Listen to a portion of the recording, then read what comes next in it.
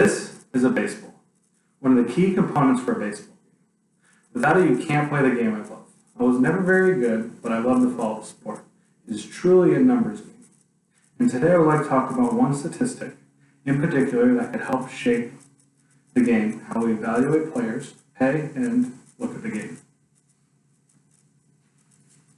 Hi, my name is Robert Kleitch, and that one statistic is win above replacement, or also known as WAR.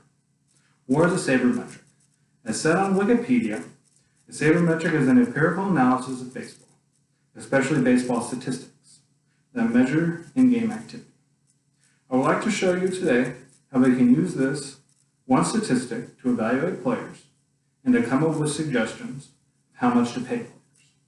This is not regularly done in today's baseball community, though it should be. Let's first look at how to calculate WAR.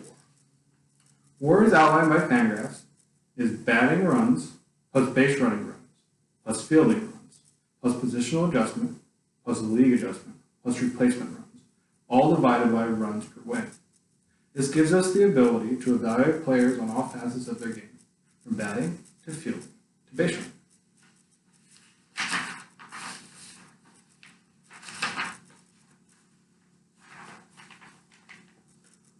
WAR, as outlined by Fangraphs, for pitchers is league fit minus fit divided by pitchers run specific runs per win plus replacement level times innings pitched divided by 9 times leverage multiplier for relievers plus league corrections. This gives us the ability to evaluate pitchers, whether they are starters or relievers, as well as pitchers to position players. I know this is a lot of information to digest, but it gets much easier from here. We have the WAR information from Fangraphs.com and BaseballReferences.com. And I got the salary information from SportsTrack. To evaluate players, let's first look at Mike Trout, the top player in baseball. He's a great example of how we can use WAR to evaluate and pay players. He currently is the top player in the game based on WAR, and he's on pace to top every baseball player ever for accumulating WAR throughout their career. He is currently getting paid $35 million a year with a career average WAR of 9. That equates to about $4 million per WAR. Anthony Rendon, another player on the Angels, has an average WAR of 6.63 over the last 3 years. But he's being paid about $35 million a year, which equates to about $5 million per WAR. This shows an increase in how much we pay players from year to year. It also shows that Mike Trout of the Angels has a team-friendly contract, with $5 million per WAR being the proper baseline.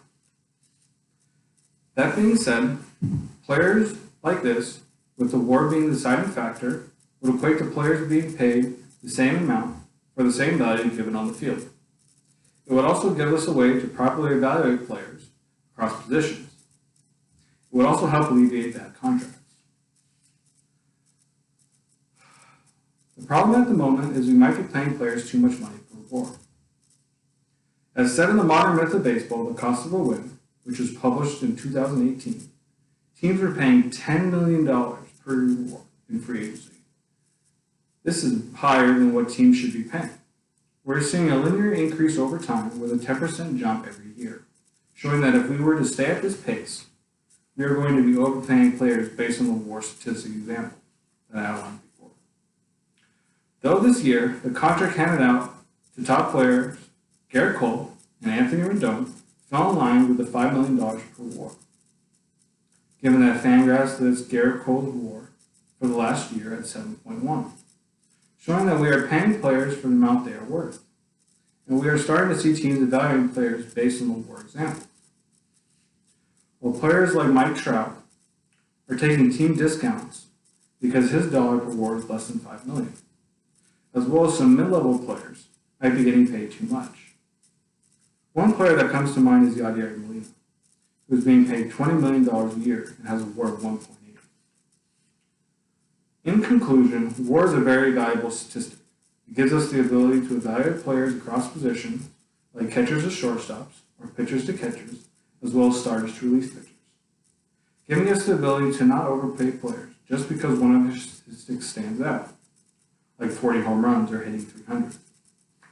I know these are valuable numbers to have, but evaluating a player based on one statistic skews their salaries and causes teams to overpay for talent. By using WAR, which evaluates players based on runs produced and runs saved, we can use all their numbers as a baseline for evaluating talent. We would see players who deserve those high salaries getting those paydays, and players with lower WARs getting the salaries they deserve for the amount of production they produce in the field. Thank you for your time. Are there any questions? I have one. Yes. So will this method take into account the overall contribution of a player to a team versus just a single attribute they may have? That's what WAR tries to equate for.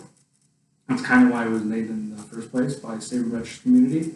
It was a way to be able to evaluate players to players without positions being accounted for. And basically for the statistic, if it's 6 or 6.6, there's little bits of like wiggle room in there. So when you see that number, you basically, if it's 6 or 6.6, you can equate that the player is the same. So does that answer your question? Yeah, so it basically looks at a player in totality versus just one achievement. Yes. Any other questions? I have a question. Yes. So this is very interesting. I never knew that. So players are there many players that are paid just based on their popularity and not based on WAR? Yes. Yadier Molina is the one that really comes to mind for me. He's given a higher salary because of how he handles a pitching staff. Mm-hmm. So that gives him, I can't believe it's $10 million more just for handling a pitching staff. But there are other things that come into effect other than WAR. But very interesting. Yeah. So he's a catcher? He is a catcher. So that is not in the WAR calculation? It is. It is in the WAR calculation, okay. So, But being able to handle a pitching staff can't be equated in numbers. okay. Any other questions? Yes. So I was at spring training in Arizona a couple weeks ago, and we were watching these people playing, I guess men playing, and they were getting striked out. They were going to first base, not going very far. How do they get paid? Well, in baseball, getting on base 30% of the time is looked at as a very high accomplishment. So it takes many games to account for their statistics. So just seeing one game, it matters who the pitcher was too, because if it's Garrett Cole, you're really not going to be getting on base. So yes, you get paid for getting on base, and you don't get paid for striking out. So does that answer your But question? that's equated through a season? Yes, WAR's seasons. Oh, okay. So the first season, for example, carries over into subsequent seasons? Yes, but each year is a different WAR. So each year you equate your numbers. At the end of the year it ends, and then it equates for your numbers. Okay. Any other questions? So do they know what their salary is at the beginning of the year? No, you have to play the games. Okay. Thank you. Thank you. That was good.